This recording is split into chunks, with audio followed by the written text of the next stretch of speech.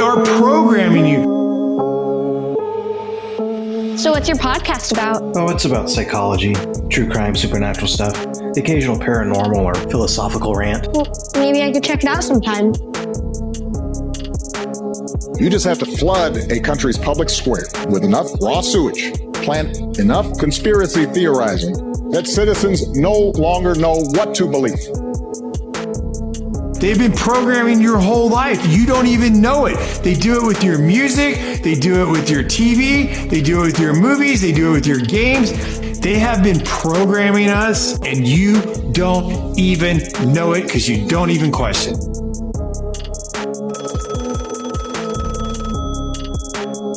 I've never seen in my whole life so many music stars just start normal and then start looking like satanic. Our society is run by insane people, but I'm liable to be put away as insane for expressing that. There's a lot of stuff that goes on behind the scenes in Hollywood that nobody knows about. Well, Hollywood comes from the holly tree. And the ancient Druids, back in the day, used to take the holly tree, make wands to weave spells, cast spells, or channel spells.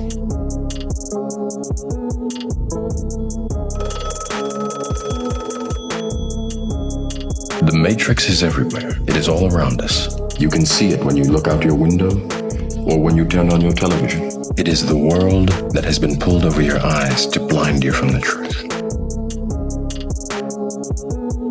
But if you stop and you say the word television, and when you turn on that television, what do you get? A list of channels. And when you turn on those channels, what's on those channels?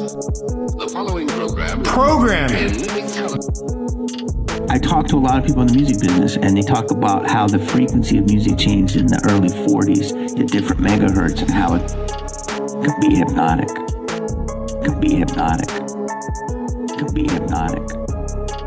Welcome to Truth and Shadow, your guide through the supernatural. I am your host, BT, and this is a Shadow Short. Let's navigate the unknown on this brief journey into the depths of mystery.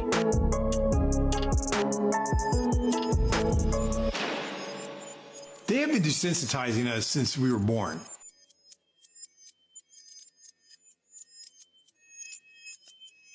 I remember the night the analog signal went quiet. It wasn't a blackout, not in the usual sense. The TV still hummed, but it was giving off the blue light that it could not find a signal. You see, we hadn't upgraded that television to pick up the digital signal that was being used. But then I noticed something else. Something else that seemed to have gone out in the people. It's like this spark that used to flicker behind their eyes when they wondered. Maybe we stopped asking why. Somewhere along the way, entertainment stopped entertaining. Instead, it began instructing. It seemed every flash on the screen or every commercial cut and every joke with canned laughter all came from the same invisible hand. The hand that learned long ago that the easiest way to enslave a population isn't with chains or fear. It's with comfort. Give them pleasure. Give them convenience. Give them the illusion of choice. You'll never need a dictator when people worship their own devices. I once thought monsters were imaginary things hiding under our beds or in our closets. But I was wrong. There was something that did control everything, and it didn't hide in any shadow. It was in plain sight. Honestly, it was in your living room. Today, it's on your nightstand when you go to bed. And for some out there, it's in your child's hand. Someone once said, when everything goes according to plan, no one freaks out.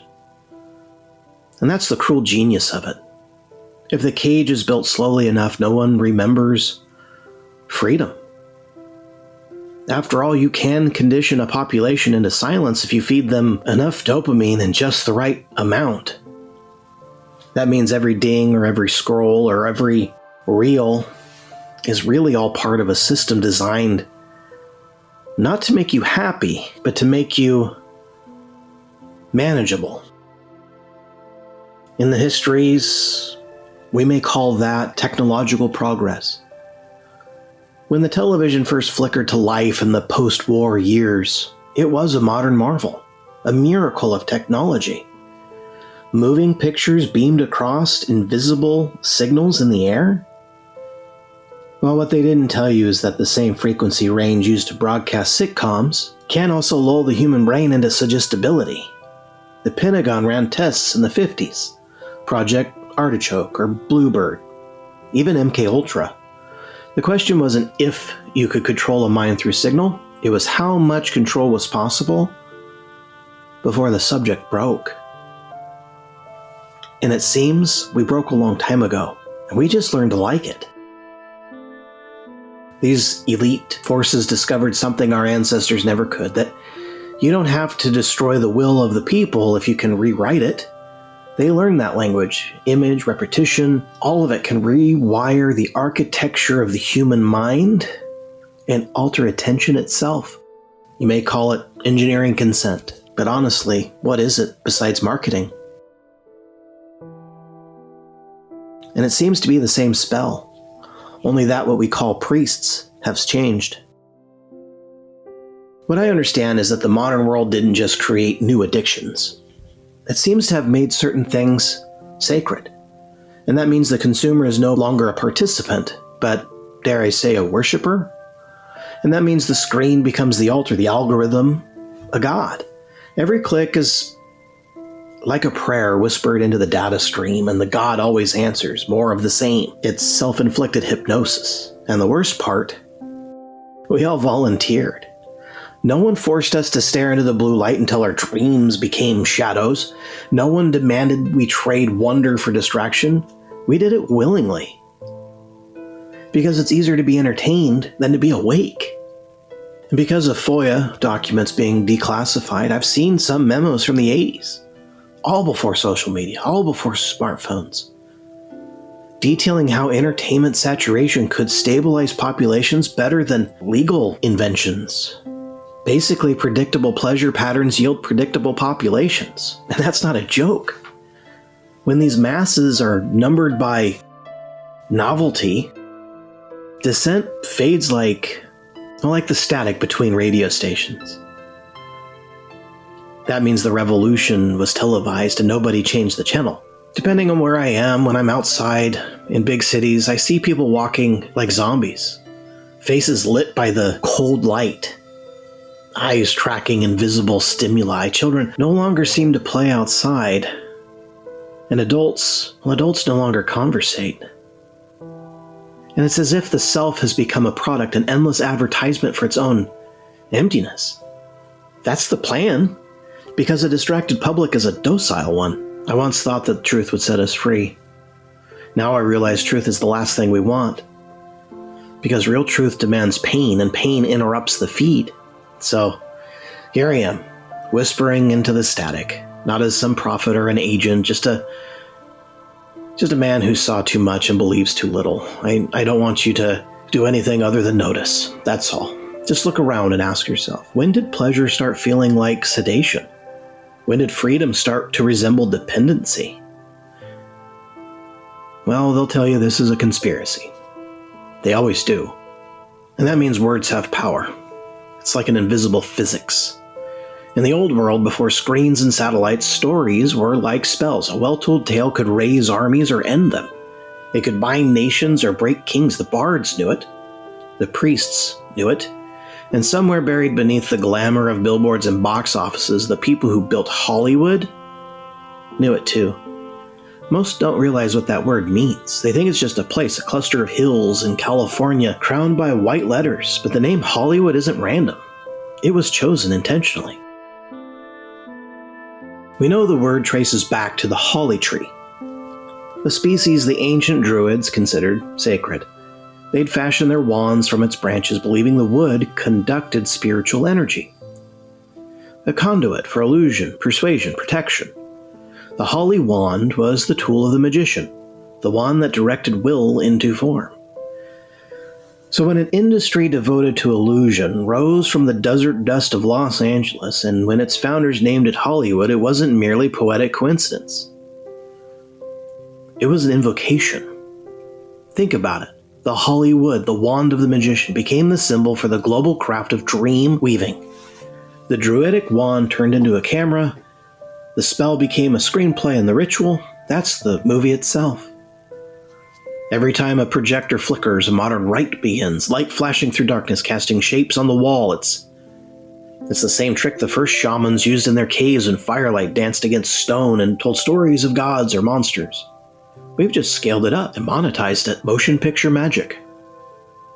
Hollywood learned early that the moving image bypasses reason. It speaks directly to the limbic system, the reptile brain. Fear, desire, tribal loyalty, all the instincts flare to life.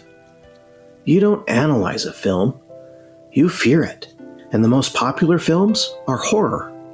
That's what makes it the perfect instrument of influence. Every frame is a subtle command to your unconscious mind.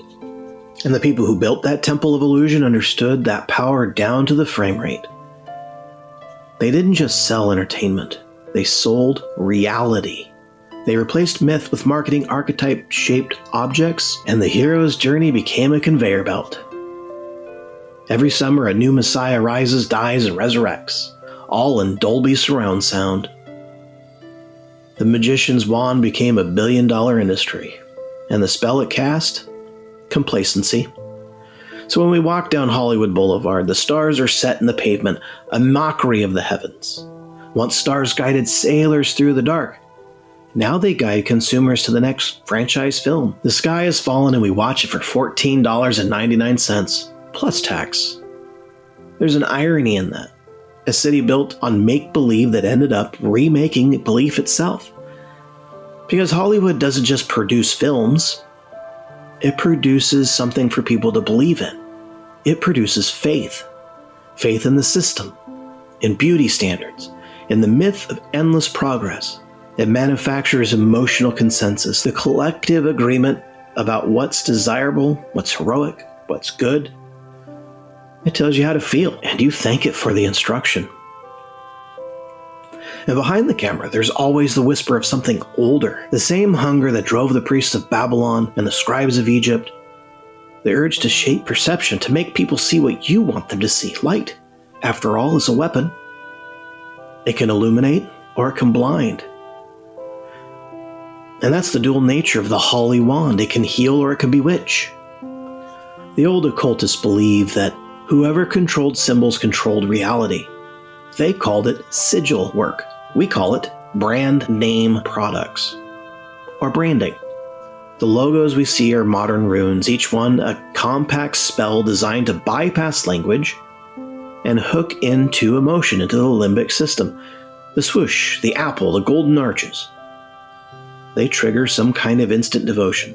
You don't think about them, you just respond. Pavlov wouldn't have been more proud. The advertisers simply refined what the alchemists began.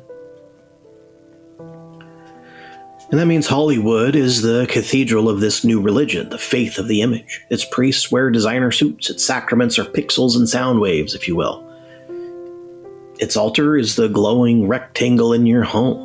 And every night, millions across the United States alone gather in silent reverence to watch whatever is on the television. There's a reason the opening of a film feels like ceremony. The lights dim, the music swells, some logo appears. You're entering a trance. Your defenses drop. You become a participant in a shared dream engineered by people you'll never meet. And for 2 hours, your nervous system belongs to them. They don't call it programming for nothing. In the 1940s, the OSS, precursor to the CIA, studied how film could be weaponized. They realized cinema could shift public opinion faster than pamphlets or propaganda posters. By embedding narrative codes into entertainment, you could move a culture without firing a shot. Later, that principle would evolve into softer power, the exportation of ideology through media. You see, the ultimate illusion of Hollywood isn't that the stories are real. It's that the stories are real to you. Every story carries a seed, some kind of idea about who you are and what you desire. And you just plant enough of those seeds, water them with repetition, and you grow a garden of obedient souls. And that's why I think I'll call it the algorithm of obedience. It's not as simple as calling it a program. It's a liturgy. And when I first realized this, I laughed. Not the deep chuckle, belly rumbling laugh. No, it was the laugh of sarcasm. I didn't want to believe that the entire civilization could be so easily hypnotized by its own imagination. But you put the sunglasses on and the evidence is everywhere, in the way people mimic what they see, how they quote scripts, wear the merchandise, even model their moral choices after fictional characters. The magician has stopped off the stage and the wand has changed hands, and now we write our own spells in 280 characters or less. Maybe that's the final evolution of the Holly Wand, not in a studio, but in every pocket. Everyone is a magician now. Everyone is casting the same spell. And the world keeps on waiting for more. Attention is the first currency of power, and before they owned your data, your vote, your labor, they owned your focus. They understand that the human brain is a soft machine driven by rhythm and reward, and that whoever controls the rhythm can command the will. In laboratories, maybe about a half a century ago, some white-coated scientist, alchemist, discovered that a rat will press a lever until it dies if the reward pattern is random enough. It was called variable reinforcement. Every press of that lever yielded a pellet or nothing, and the unpredictability kept the animal transfixed. Then someone realized people are exactly the same. And when those sinister forces whispered into the ears of men who measured dopamine with electrodes, they didn't teach them magic. They taught them a form of marketing. The same fallen intelligences who once instructed Babylon in the language of idols now speak in metrics and user engagement. They revealed how pleasure could become a leash. Every scroll, every notification, every glowing badge on your screen. It's a tiny sacrament in the religion of control. The algorithm doesn't want your money. First, it wants your moment. It wants your now. Because the now contains your mind. And that mind contains your consent. The scientists of the 20th century built the architecture of attention like masons of an invisible cathedral. By the time local social networks appeared, the system no longer needed chains or censorship. It simply flooded the senses until silence became unbearable. We were programmed to crave stimulus as much as we need oxygen. Those scientists learned that the human brain releases dopamine not when it receives a reward, but when it anticipates one. And that's the key. Keeping the subject anticipating, waiting, guessing, checking, hooks the nervous system to the slot machine pulse of intermittent gratification. And the soul forgets how to rest. Every pocket carries evidence of this principle. I mean, the device will buzz or make a sound and you reach for it, like anybody signing themselves with a cross. And those sinister forces, the architects of deception, could not have invented a better medium. And once they whispered through oracles and idols, now they speak through the algorithm, through code. Their sigils are corporate logos, their temples, the servers humming beneath cities. They feed on attention because attention is worship. It's the gaze of the soul turned outward. To capture it is to siphon life itself. When you stare into the feed, something seems to stare back, not metaphorically. The network. It sees. It studies your gestures, your pauses, your micro expressions. every hesitation, every weakness. It learns what comforts you, what angers you, what keeps you scrolling when you should be sleeping. And then it shapes the world around those impulses until the world itself becomes a mirror designed to please you just enough to keep you docile. And that's how these sinister forces operate. No longer by terror, but by tuning your mind in. They do not need to force you into sin or some kind of apathy. They simply need to bend your attention a fraction of a degree each day. And after enough days, the path of your thought curves toward them like iron fillings toward a magnet. And that's why the ancient feared idols, not because the statue had power, but because the gaze that lingered on it did. To look at it was to give it energy. And what we give our gaze to, we become. And so when I say the idol of today glows in pixels, I mean it, and it smiles, and it entertains us. It tells you that you're the hero of your own movie while rewriting the script of reality. And somewhere in the 70s, a memo circulated through those research departments. It was innocuous. It stated something like, the control of attention equals the control of behavior. I mean, how clinical is that? And the people who create programs, they become billionaires, and the rest of us become products. They call it engagement. I'm going to call it what it is: enchantment. When the algorithm rewards outrage, we become outraged. When it rewards vanity, we perform. And when it rewards fear, we divide. And through it all, the unseen hands record that harvest. Records our thoughts, our patterns, everything we like or hate. That is the quiet genius of these sinister forces. They understood that the human nervous system was a doorway. Turns out they didn't need to possess bodies if they could possess our attention. And the signal was enough.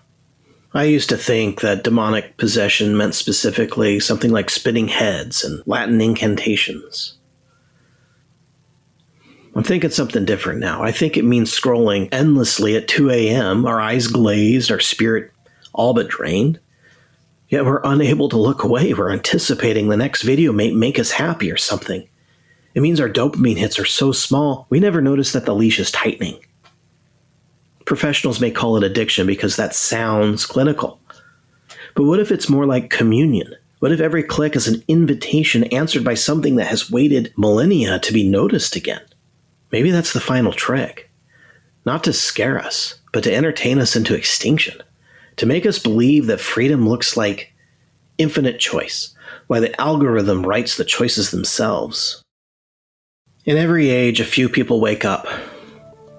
A screenwriter walks away from a contract no human should refuse, or an actor who vanishes into the mountains. There's stories about directors who walks away from it all. They're dismissed as eccentrics, burnouts, conspiracy theorists, yet each one seems to describe the same vision, a vast intelligence feeding on human attention. When you see the pattern, the magic falters.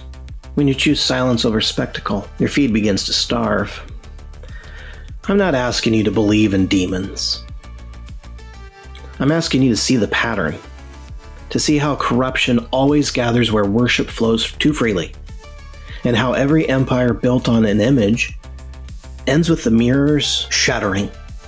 The sinister forces will move on when Hollywood finally collapses under its own debauchery. They'll find another feed, another dream to colonize, because the medium doesn't matter. What matters is the human gaze. So guard yours. When the credits roll and the lights come up, don't clap.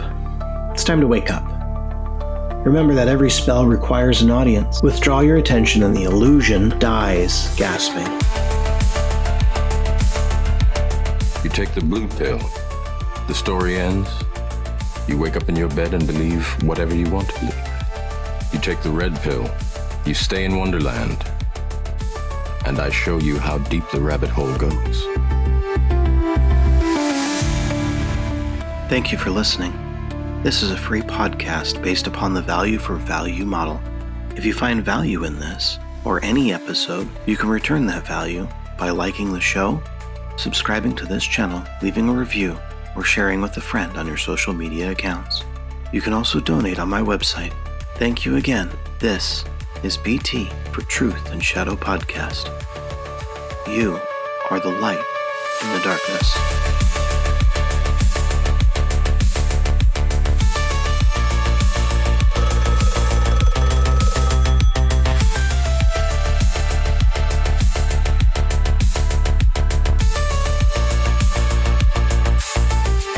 And I show you how deep the rabbit hole goes. And I show you how deep the rabbit hole goes. And I show you how deep the rabbit hole goes.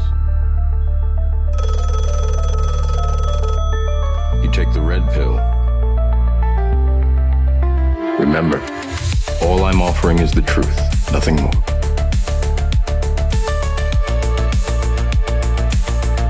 You stay in Wonderland.